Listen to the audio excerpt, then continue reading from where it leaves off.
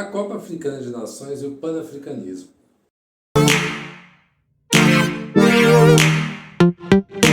Neste vídeo, vamos explorar a criação da Copa Africana de Nações de Futebol e como o panafricanismo está diretamente ligado ao início dessa competição.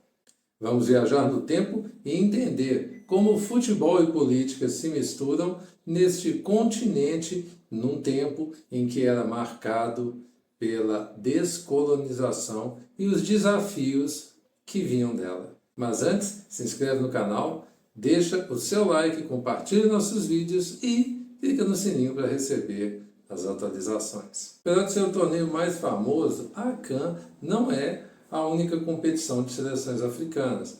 Existem outras, como a CHAN, por exemplo, que é o Campeonato Africano de Nações, que permite apenas a participação de atletas que atuam no continente. Além disso, também existem outras competições no continente que são fragmentadas em regiões específicas da África.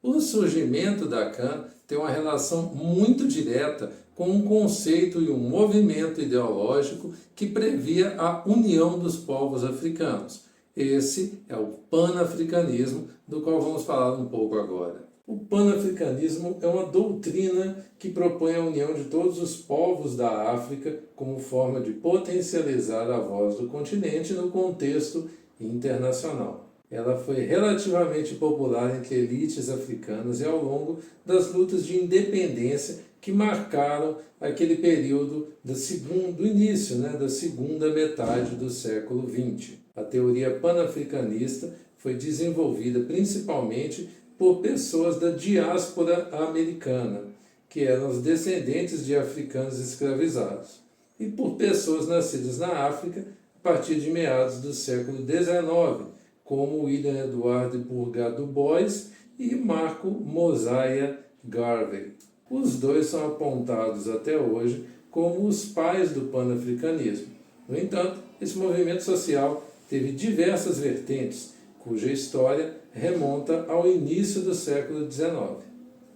A doutrina panafricana influenciou bastante o continente a ponto de alterar radicalmente a paisagem política e ter sido decisivo na luta pela independência de vários países do continente.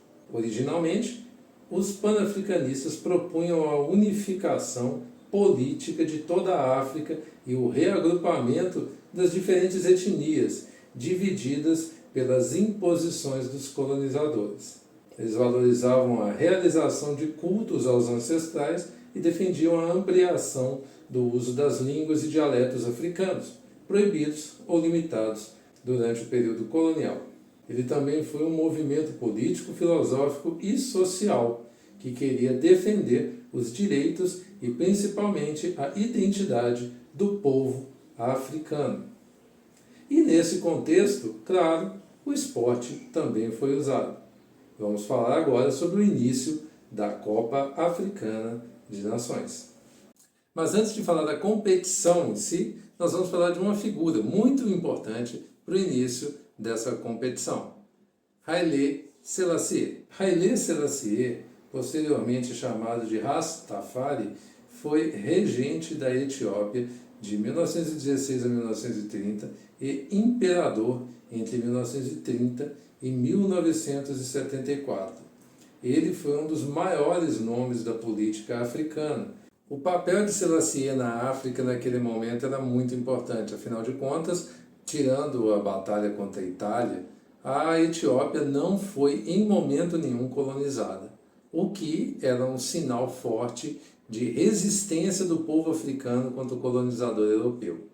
Além disso, tinha um fator místico, porque eu não sei se vocês ouviram antes o termo Rastafari, ele também era uma figura mítica do ponto de vista religioso. Ele era considerado o Deus encarnado entre os adeptos do movimento Rastafari.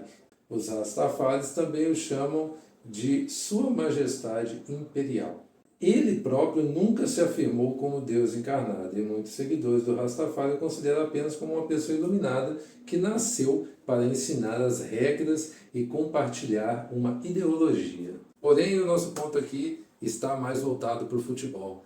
E além da política e da religião, Haile Selassie também esteve presente no início do futebol de seleções organizado no continente africano. Sim, porque ele foi parte importante da fundação da Confederação Africana de Futebol e também da criação do Campeonato de Seleções Africanas, que hoje a gente conhece como Copa Africana de Nações. Além de governar a Etiópia, criar a União Africana e ter fundado também a Confederação Africana de Futebol, ele foi um dos pilares da ideia de criar uma competição de seleções. Porém, os tempos eram bem complicados para quem queria jogar futebol na África. Em junho de 1956, após a criação da Confederação Africana de Futebol, a ideia de criar a Copa Africana de Nações também foi aprovada durante o terceiro Congresso da FIFA em Lisboa. Havia planos imediatos da realização do torneio, porém, ela acabou sendo deixada para 1957. A primeira edição foi realizada em Khartoum, no Sudão. Um dos pontos importantes nesse momento é a gente entender que estamos falando de uma África no processo de descolonização. Jogar futebol nessas condições já era muito complexo. E reunir países seleções, para representar países, era muito difícil porque nem os países existiam. Então, a primeira edição da CAN serviu mais ou menos como um marco para mostrar aos outros países que estavam em processo de descolonização que a União Africana poderia sim render frutos a longo prazo. Obviamente, nesse contexto, só 4 seleções puderam participar da competição. Foram elas a Etiópia, o Egito, o Sudão e a África do Sul, que foram os membros fundadores da Confederação Africana. Entretanto, a África do Sul já ficou de fora logo de largada, por causa do apartheid. E isso aconteceu por causa do panafricanismo. Sim, ele está diretamente ligado nesse momento. Com nomes como Selassie altamente envolvidos no início dessa competição, o conceito do panafricanismo que a gente falou lá atrás estava diretamente relacionado a esse movimento. Tanto que a ideia de unir os povos africanos numa competição que fosse regionalizada e que valorizasse os atletas daquele pedaço do mundo, tinha forte identidade política e foi usada também como uma bandeira do novo momento pelo qual a África passava naqueles anos. E aí, se o panafricanismo falava exatamente da união dos povos africanos, como que a gente vai deixar a África do Sul competir se o apartheid era vigente no país naquele momento?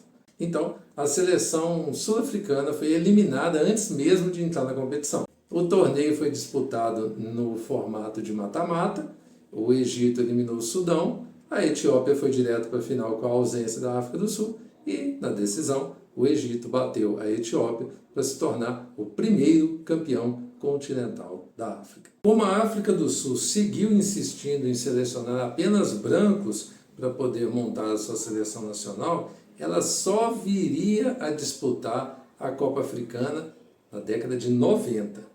Os outros 3 membros fundadores também participaram exatamente pela proximidade geográfica e pela facilidade de deslocamento para a competição. Afinal de contas, com tantas disputas locais por poder acontecendo, revoluções por tentativa de independência e a natural dificuldade de viajar na África naquele período, então isso limitava muito a possibilidade de competição. Naqueles primeiros anos, a competição tinha basicamente atletas que atuavam no continente, até porque eram poucos os que jogavam fora da África, e aqueles que jogavam já não era costumeiro que servisse a seleção. O senso de pertencimento, patriotismo e principalmente a tal da identidade africana tornaram-se os principais elementos da competição ao longo do ano, tanto que até hoje, em tempos da gravação desse vídeo, no ano de 2024, é um dos principais pilares que mantém a competição de pé, mesmo com todos os esforços europeus para não ceder jogadores para a competição. Afinal, ao contrário do início, hoje praticamente quase a maioria absoluta dos atletas está na Europa. Em 1959, a República Árabe Unida sediou e conquistou o título. Um caso que a gente pode voltar aqui depois, porque é a união de dois países para formar um novo país, que era a Síria e o Egito, que durou pouco, mas tem um título já da Copa Africana conquistado em cima do Sudão. Foram basicamente as mesmas equipes da primeira edição. A Etiópia, que é uma das principais forças do início do futebol africano de seleções, conquistou o seu título na edição de 62 ao derrotar a própria República Árabe Unida na final. E finalmente, Haile Selassie pôde entregar a taça aos representantes do seu país. Da década de 60 para frente, o número de países foi aumentando e a representatividade de diversas etnias na competição também. Hoje, ela é uma das maiores copas continentais de seleções do mundo e prova, ano após ano, que, por mais que seja diversa, a identidade africana e alguns conceitos que ainda estão vivos do panafricanismo ainda podem ser vistos com força na competição.